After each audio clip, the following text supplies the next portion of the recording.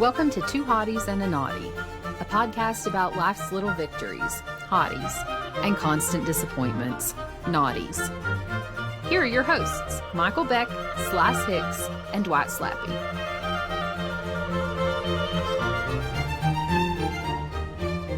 Welcome to Two Hotties and a Naughty. I'm Michael Beck. I'm Hicks. And I'm Dwight Slappe. Today we're going to mix things up and each of us are going to take a segment. I'm taking the first segment because I just explained what we're doing, and I'm going to list my number one hottie for this week. I want us all to talk about what our hottiest summer activities are. Like we're really getting into the meat of summer here, and I want to talk about the hottiest thing to do in the summer. From my point of view, it is go to the swimming pool. I love a pool. Love it. And now that I'm a fancy millionaire who owns his own home, you would think that, like, oh yeah, I'm basking in my in-ground Olympic-sized swimming pool every day. Friends, no, I don't have a pool at my house. Oh. Did you know that there are houses in the United States that don't have swimming pools? Not in my neighborhood. Well, yeah. It's heartbreaking. And in our old development, we had a pool, and I was that fat middle-aged guy who was there walrusing around in the pool by himself every goddamn day. Every day I went to the swimming pool. You and ran now, that shit. Well, I have gotten the best thing I can do, which is I went to Walmart, and for $6.97, I bought a 4-foot wide, like extruded plastic little wading pool that Coco, my doodle dog, and I both stand in. And You're standing in it. You're just standing in it?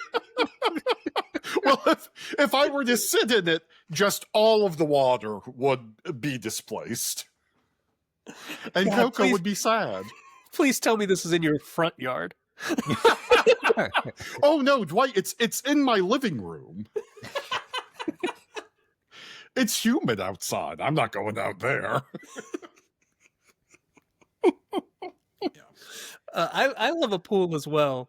A couple years ago, I had it really sweet where a friend of all of ours joined a country club that he was he shouldn't have joined it. You know, no, he did not fit into a country club, but it did allow him to sign in maybe 6 of his friends a day, and we all swam for free for a summer, and it was great. And towards the end, the country club sort of figured out what was going on, and that was the last year of country club living for me. But I was So up there as fancy. much as possible. It's the only exercise I really like because I don't weigh anything when I'm exercising.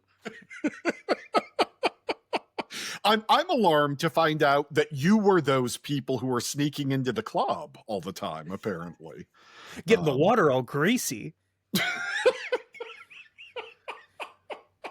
And that Cheeto powder and hamburger grease all over the place, you vagrants. We're all taking big gulp cups in there to take some of the pool home. Bringing in all your low denomination dollars and Mama, look, the water's like Lincolns. sapphires. Oh, it's beautiful. Not like that creek water.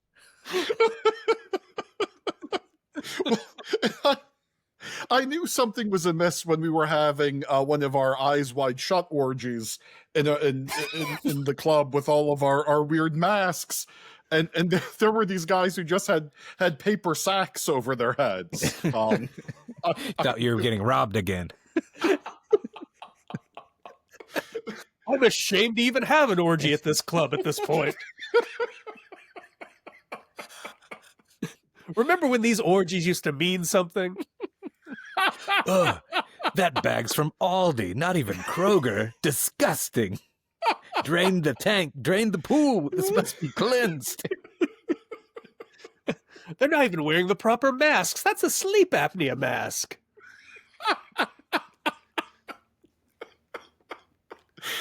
Sleep apnea is no laughing matter, though. I'm sorry. And, and now let's take a moment to hear from our sponsor, Sleep Apnea.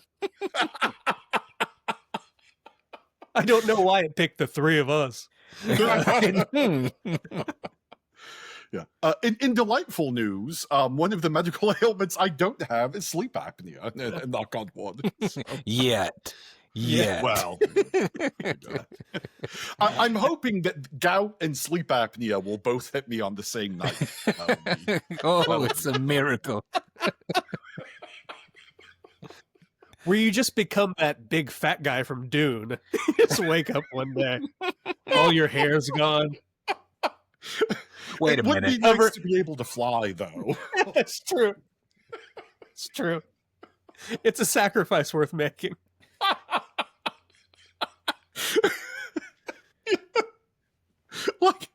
like 10 or 15 years ago when everyone was asking, oh, would you prefer flight or invisibility?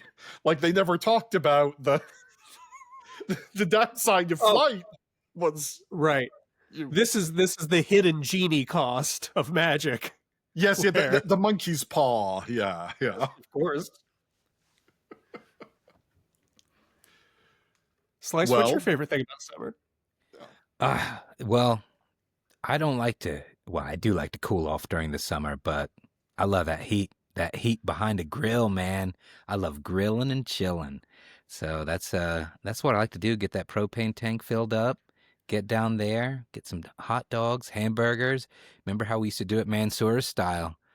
We had a nice little local market where we get some fresh meats. Rest in power forever, Mansour's market. But we would go down there. That's how you knew it was summer. We'd get the charcoal grill going and grill those burgers and dogs. And I still do it to this day. Not with charcoal anymore. I do miss charcoal, but the convenience of propane is just so nice. And steaks, hot dogs, hamburgers, brats, you name it. I like to get behind there and, cook for the family and, have a grand old time. I remember us. Family? Any family that will, partake in these delicious meats and sometimes vegetables that I'm grilling. Recently, the family Stone is looking for a new patriarch. If you're Slice in the family, I could slide right in. Slice in the family stone. Look at it; it writes itself. This is perfect. But yeah, man.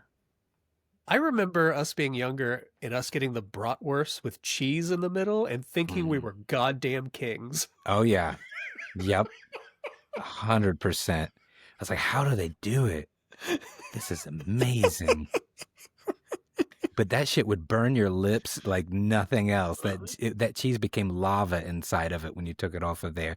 You take a bite into it, you didn't wait long enough. Oh, you have a blister on your lip for days. But it was delicious. We were young and no one judged each other for their hot dog toppings. It was a utopia that we lived in. Mm-hmm. Yeah. Free to do as we please. It was a time before podcasting, a simpler time. Right. When we could just tell stories to each other and not go, oh, we should save that for the podcast. Mm-hmm. Yeah. Life was a podcast back then. Just living in the moment. Yeah, but please don't curse young people with the knowledge that this is what life used to be like. Right. We did all this in person back in the day. We didn't even have to get our headsets and microphones and computers. Just living in the podcast moment. They want it to be like what again?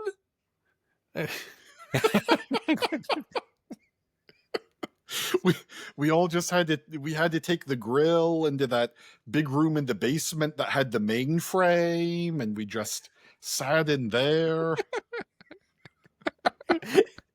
It's the best thing for a mainframe is to grill around it. Grill it. Yep. Mainframes love heat. You know what you do is you get one of those plastic wading pools and put the mainframe in that, and then grill out. You stand in the pool with the mainframe and then do the grill. Yeah. Well, and you have to make sure that your doodle dog is down there with you. Of course. Yeah. Dogs love computers. I can't grill without my doodle dog.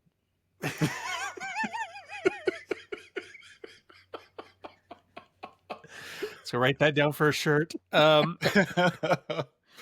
favorite thing to do in the summer is travel.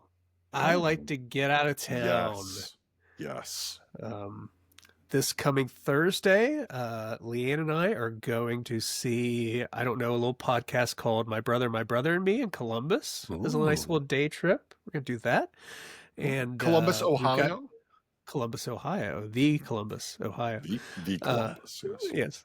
And then next month, go to a concert. May sneak in another concert before the end of the year. I'd like to see a beach. I'd love to see a beach. But Leanne hates water. Yeah, can't stand it. Can't swim. Yeah, nothing more than like ankle high. Like she would be comfortable at Beck's pool. But anything other than that, she's out. Is Leanne part Mogwai? You know what? That really makes sense. Yep. Be careful. That alarm goes off at midnight every night. And the refrigerator automatically locks. I was like, wow, that seems like that's a lot of effort to make sure you don't snack at night. But now I was wondering why she yelled bright light at me when I took that picture at Eurovision. It was kind of weird, but I didn't think anything of it. I was like, oh, bright light, right? Yeah, hit 80s movie Gremlins. That's cool. Come to think of it, it was a wise older Asian man that introduced me to her. So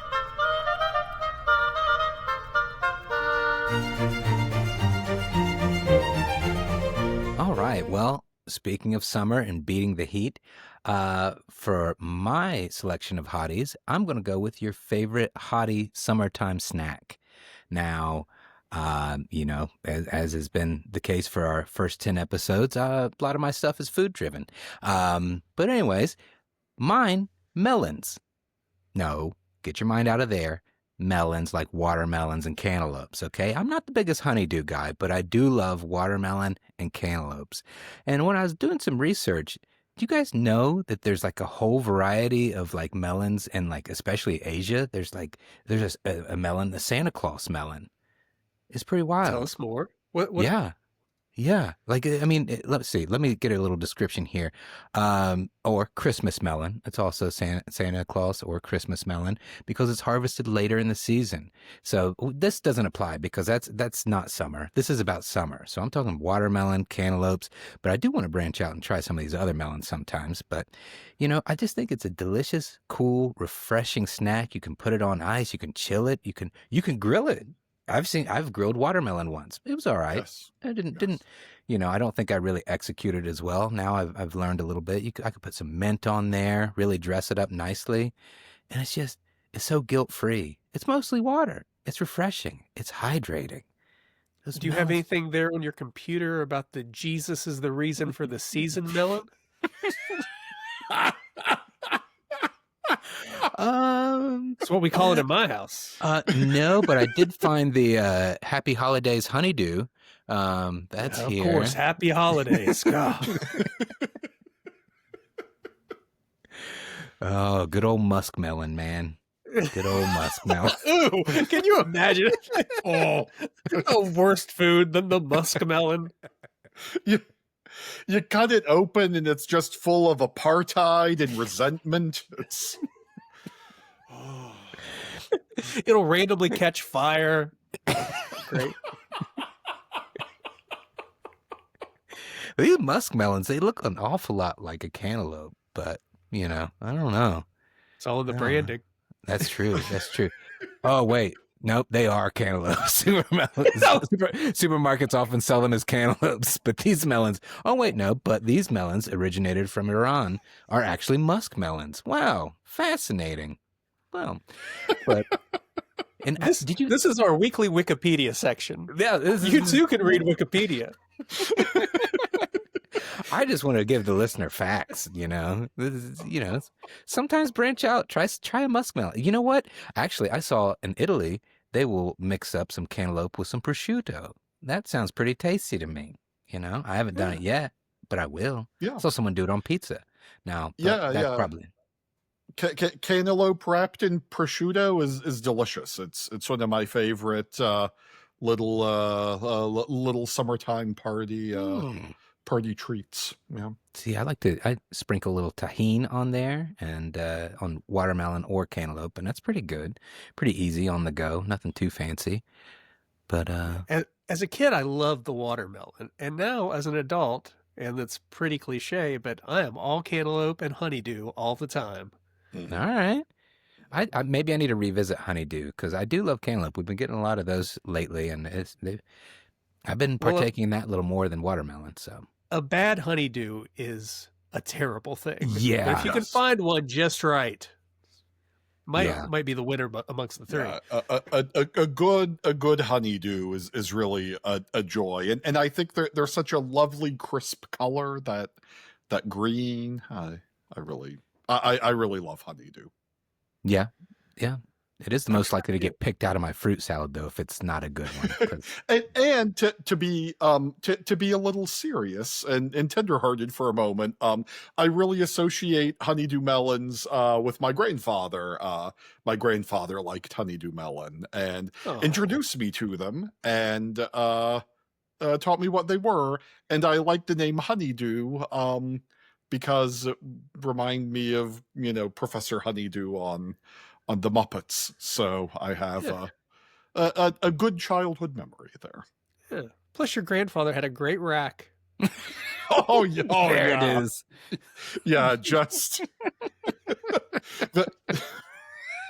yeah. I'm trying to think of foods that I associate with summer. I mean, it's all grilling. You said grilling last segment, but it's we're a very hot dog centric podcast, but I think it has to be hot dogs. Yeah. But if we have to institute a hot dogs can't be the answer to everything rule for the podcast, Then I don't want to live anymore. I enjoy that banning hot dogs. It doesn't mean Slice doesn't want to be on the show anymore. It means he's driving his car into the ocean. As if things weren't bad enough. Don't you take these hot dogs from me. Don't you dare. Slice is starting his own protests, and it's all hot dog based protests. Or Slice is going to the regular protests, and he's that one weird guy that always has, bring back hot dogs, American hot dogs. No kings, more hot dogs.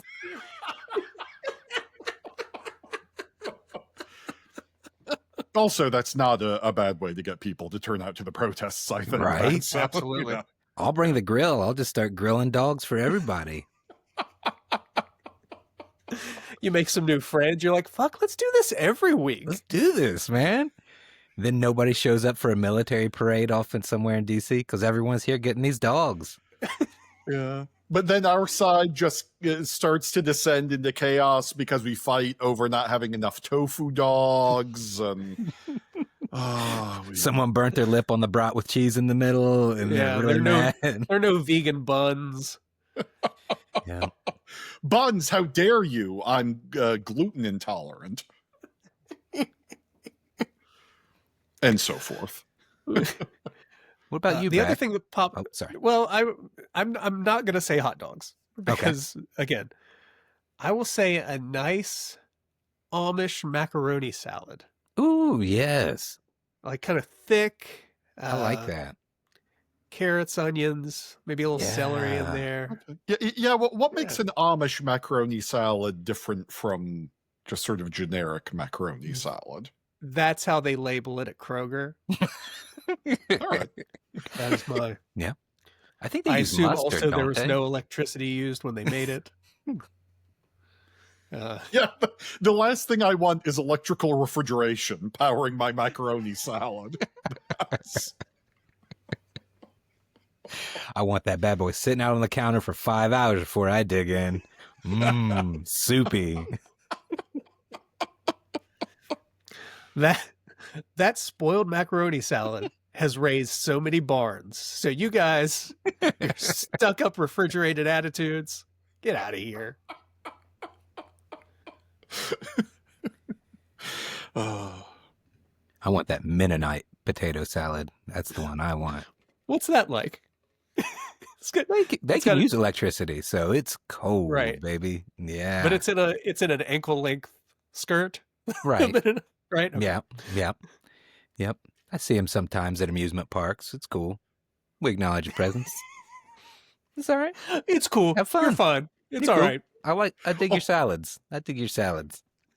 Although, like when you're on the log flume log ride and like you're sitting right behind the macaroni salad, it's always it's a mess, and the macaroni salad isn't weighty enough to really like sink the nose of the log down, so like you get the big splash. Like you really want to put like a heartier ham, or maybe like pork butt in the front of the log. I do like standing on that bridge above the water flume and just let the macaroni salad just hit me when they come down. Open your mouth and just let it happen. Refreshing. Yeah. Well, Beck, what's yours?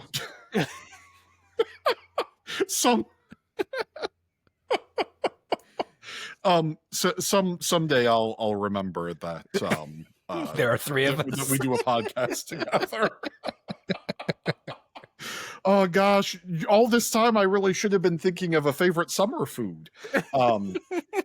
But no, my summer food, because I love America, unlike you assholes, is apple pie. I love an apple pie in the summertime.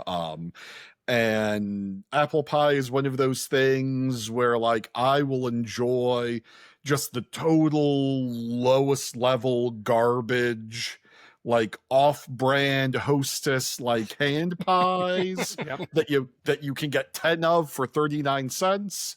But I also love like the lovingly prepared, beautiful handmade crust and lattice work pie that a sorcerer prepares for you in their kitchen.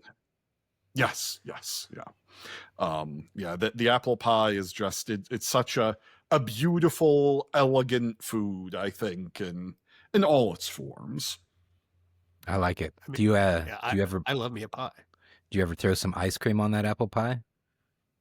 Sure, yeah. I mean, I basically any way you can eat an apple pie, I will and have and will continue to do that. Also, like especially one of your lower end apple pies, like a piece of cheese on that apple pie. I was going to ask. Interesting. Wow. You never seen this slice? No. Come with me on this journey. Oh my! What kind of cheese? I think Cheddar, you're classic because we live in America and we intentionally want everything to be as terrible as it can possibly be. Classically, it's like a piece of American cheese on an apple pie, but like a piece of brie on an apple pie is now wonderful. Yeah, and like if delicious. you think about it, if you have a cheese plate, there are always apple slices on that cheese plate, right? Like cheese and apples go well together because you have the tartness of the apple and balances well with the sort of creaminess of the cheese. It's very exciting. Very exciting. I like this. I like this a lot. Yeah, I think I'm gonna have to get some. See, I'm usually not the big brie guy. Autumn loves brie, but brie paired with the apple pie, I think I could get down with that. Oh. Mm-hmm. Yes. Just don't you monsters just eat your goddamn pie the way God wanted you to eat it. Well, sometimes those apple pies get a little dry, especially if they're like the cheap, like $3 special, like leftover, like at Kroger. Then they get pretty dry and flaky, and just they sap all the moisture out. If I put that cheese on there, okay, maybe. Yeah. I'm going to ask next time I go through McDonald's and order an apple pie. I'm like, hey, can you put a slab of your dumb cheese on there? What's wrong with you all? You only want a slice of the dumb cheese, though, not like their smart cheese at McDonald's. Oh, no, you have to pay extra for smart cheese and order it in the app. Yeah. They discontinued it back in '94, but they're bringing it back. I saw. Grimace told me.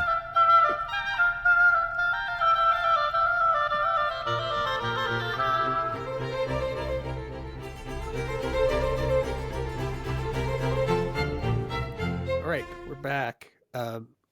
It's on me to come up with the first community naughty. And considering our backgrounds, I chose what is the naughtiest thing that has ever happened to you in a theater? It could be a movie theater. It could be a theater while you were doing a play or attending a play. What's the naughtiest thing that's ever happened? I'm really going to throw myself under the bus with mine. So my naughtiest is many years ago, I went to see the hit film Tropic Thunder. I know, looking back, maybe this movie wouldn't be made today, but I think we can agree as a podcast, it's a funny movie, Tropic Thunder. Yeah. So I was really enjoying myself. Laugh. I have a very distinct laugh, and it's loud if you really get me. And as I was watching the movie, about 2 seconds after I laughed, I would hear somebody in the front row do this like sarcastic ha ha, like really loud.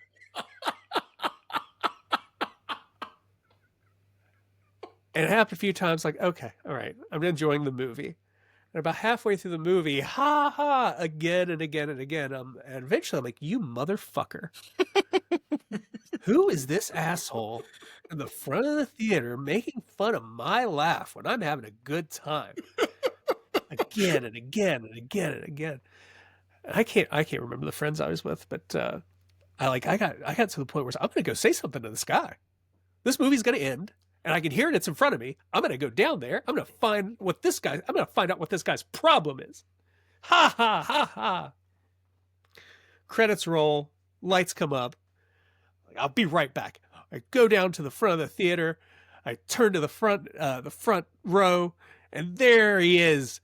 A person with a disability who was just a little slower catching the jokes. Just a little slower. That I went down there, I guess, to fight. I don't. I'm just glad it's a small town. I'm just glad it wasn't me sitting in the front row that like you were.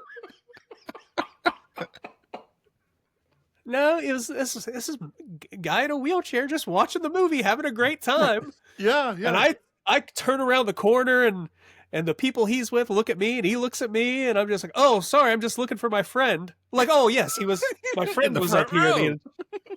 Sorry, they probably went out the door. They probably didn't come down here. They probably went outside to pee or something. That's on me. Sorry. Oh, that poor fellow was just trying to enjoy the best performance Tom Cruise has ever given, which is true, and I will fight over. You will go down the front row and you will try to fight. I had to walk back to my friends and go, yeah, I took care of it. Don't worry about it. Yeah, he's not going to laugh anymore. Bro. Yeah, that's not going to happen again.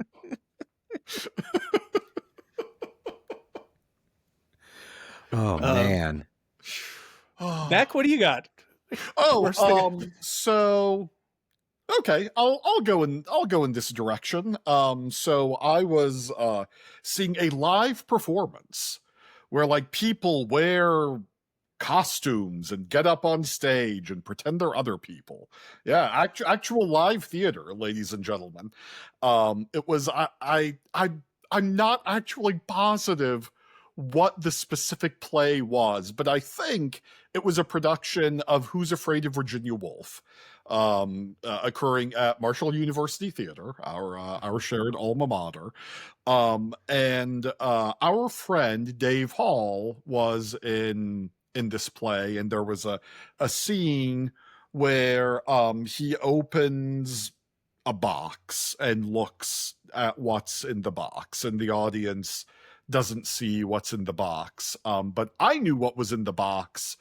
It was a dildo that had been that had been placed in the box in this sort of serious, dramatic, high tension point in the play. I no longer remember how I knew this. I did not place it there. This also speaks, I think, very warmly to our professionalism. Really, really keeping our friend Dave, who was a terrific actor, in the moment. And Dave, to his credit, opened it up, saw the dildo in there, and just kept right on doing his serious emoting.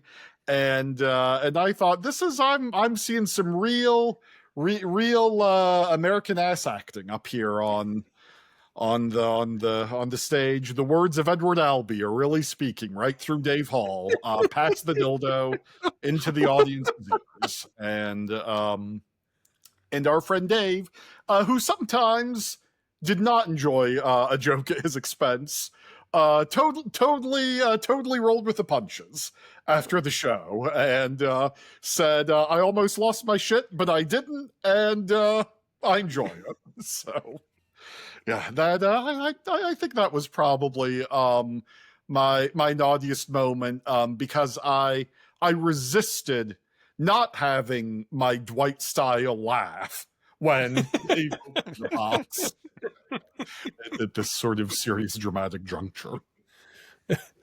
Slice, what about you? Yeah, well, mine also took place a Marshall Theater production that I was actually in for Romeo and Juliet. So I think this was my freshman or sophomore year. I can't remember which. Probably sophomore year. Anyways, so we did this production, and it was the very beginning of the play, and you have the Capulets and the Montagues feuding, and they, the whole two households both alike in dignity in favor of, the whole opening prologue. So the way that this was blocked and everything, there's fights breaking out in the market and everything. We do a freeze. And then our friend Glenn, he actually does the whole prologue. But so as these two sides freeze, juxtaposed against one another, like, fists raised and everything, someone farts, like a loud, audible fart. Like right as soon, it was like freeze, beat, fart. And so all these people are staring. Freeze, supposed to be beat, angry, fart. It was just perfect timing. And so everyone's supposed to be angry, like, bloodthirsty, looking at each other in the eyes. And you just see all these people slowly try to shift their eyes away from, cheating out to the audience to cheating away from the audience. Like, so we can stifle our laughter. It's just slow motion. And then you see people's bodies shaking, trying to contain the laughter. And I mean, it was pretty rough. But so we finally, to the best of our abilities, this whole entire cast who's on the stage, make it through this. And as soon as we hit, like, off stage, back in the hallway, just laughed. I'm sure they could have heard. I'm sure they heard it in the audience, just eruption of laughter and everyone going, who did it? Who did it? And so there were several different people who were accused of being the culprit of this, and trying to get to the bottom of it, but we never did. But I'm pretty sure we all know who it was. You're out there. Why don't you own up to it? Yeah, I'm not going to name names. Yeah. Name names. I don't want to do it. What? I don't want to lose one of our listeners if he's out there listening because he misses us. No, it was Claire Danes. That's it. How did you know? Because everyone thinks Paul Sorvino, obviously. I mean, I thought it was John Leguizamo at first, but and I thought of some good, actually being in play performances. The one I kept coming back to was we did King Lear in Charleston in the early 2000s, and it was a really good show. Everybody was very good. And at the end, there's a fight between my character and our friend Jeff Bukovinski's character. It's the sort of climax of the show.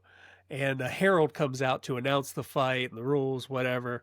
And the last second, that person, I think, moved, couldn't be in the show. I mean, she was a bit part.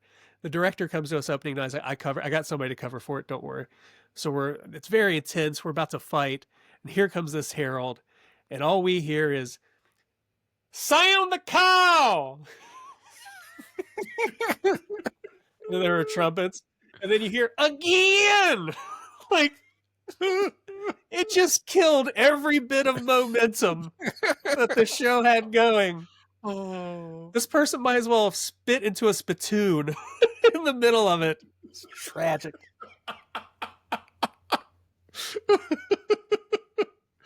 I can't believe you guys got Billy Crystal and Hamlet to be at your production of King Lear.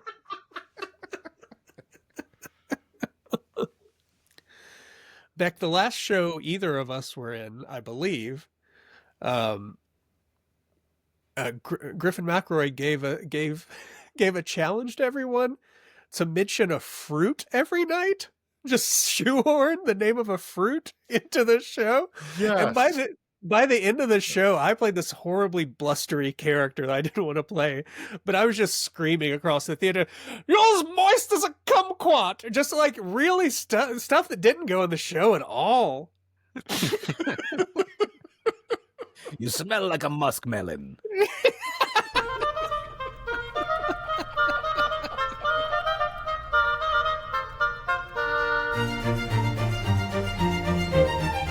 Here in my hand, I have the winners of last week's polls. All right. The two audience favorite hotties from last week were, drum roll, da da da da da da da da da da da. Ta ta ta ta ta ta ta. Bum bum. Fried pickles and alone time. Ah, nachos The were naughtiest? robbed. The naughtiest naughty, people who held up the line. So slice, there you go. Yeah. Hey, all right, Hey. consolation prize. A little victory. Hey, slice. so listener, hop onto Instagram and vote for who your favorite hotties and who your naughtiest naughties were this week. Yeah, and It's if you want to fun. know what those things defeated in the polls, listen to last week's episode. Yeah, There you tell go. a friend. Listen with a friend, but Yeah, 2 times because I want separate downloads. Okay, have a listening party, something like that. And also just hop on there and tell us what you think about this new format. Do you like this new format? You hate it? You want us to go back to It's the old? not Just let us that know. different. It doesn't seem like No. a big adjustment that they're going to No, make. no. They have to listen to fewer of our ideas, which I think is nice for them. Right, right. I love it. Yeah. Also, if the audience hates what we've done, why are they still listening? What's wrong? What's wrong with them? If it's part of your probation, we're just trying to get you through it. We're trying to rehabilitate you, make you a participating member of society. I'm glad that rather than advertising the show, we've decided to bribe judges and make them watch. Who else watch is our doing show that? on YouTube? Yeah. Who else is doing that? There's some masochists out there, you know. That's how Doug the Bounty Hunter got his start. I remember him. Is he alive or dead? He's alive. His wife is dead. Right. Yep. Yeah. Yep. Gone too soon. Rest in peace. Mm-hmm. I always like to go out on a strong note. Yeah, that's Do you all not think it's funny to end on Doug the Bounty Hunter's wife? dead. Well, that's our show for the week. My name is Michael Beck. I'm Hey, Slice the Wait. little guy from American Pickers is dead too. If you guys are talking about Oh, the old guy from Duck Dynasty, totally dead. In threes. so, some of those pawn shop program men have to be dead too, I would think. Just the old man, I think. Just the oldest guy. I think he's dead, or maybe Yep. not. I don't know. Chumley's had some close calls, but he's still kicking. All right, let's do a whole other segment on Chumley. Oh God, am I gonna?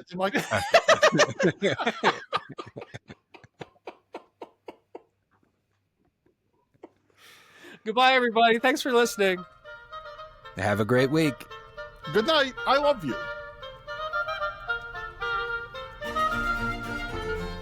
Thank you for listening. This has been Two Hotties and a Naughty, a podcast about life's little victories and constant disappointments, as hosted by Michael Beck, Slice Hicks, and Dwight Slappe. Editing and production by Michael Sullivan. Our theme is Handel's Entrance of the Queen of Sheba for two oboes, strings, and Continuo allegro, as performed by the Advent Chamber Orchestra. Crystal Howe speaking.